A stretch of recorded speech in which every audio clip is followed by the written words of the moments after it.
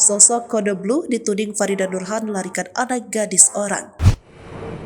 Berikut ini sosok Kode Blue yang menjadi sorotan imbas disentil Farida Nurhan. Perseteruan dengan Farida Nurhan membuat sosok Kode Blue banyak dicari tahu. Pasalnya, ia melayangkan somasi kepada Farida Nurhan hingga menuntut permintaan maaf. Hal itu yang membuat Kode Blue menuai perbincangan hangat. Lantas, siapa sosok Kode Blue yang memberikan somasi ke Farida Nurhan? Kode Blue, pemilik akun Instagram Kode Blue, mendapat simpati dari warganet. Usai Farida membongkar rekaman hingga menyinggung masalah fisik, Kode Blue kini bereaksi. Tidak hanya informasi tentang Kode Blue yang bisa dirangkum, namun ada beberapa informasi yang beredar di jagat dunia maya. Melansir dari berbagai sumber, Kode Blue disebut memiliki nama lengkap William Anderson. Nama tersebut menjadi trending bicara di TikTok setelah video Farida Nurhan viral. Sosoknya sudah dikenal sebagai seorang pengulas tempat makan atau review makanan, mulai dari restoran bintang 5 hingga sederet jajanan di pinggir jalan. Terbaru, Kode Blue mereview warung Nyak Kopsah yang viral karena tiktokers AA Cujo.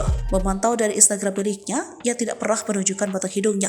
Dalam konten yang dibuat hanya terdengar suara Kode Blue tanpa terlihat wajah aslinya. Bukan hanya wajah, Kode Blue sama sekali tidak mengungkap identitas fisik yang dimiliki. Ia dikenal sebagai selebgram misterius yang kerap mengkritik dengan keras. Ulasan yang dilontarkan Kode Blue tidak main-main. Ia berani memberikan rating tempat makanan hingga standar 1-10.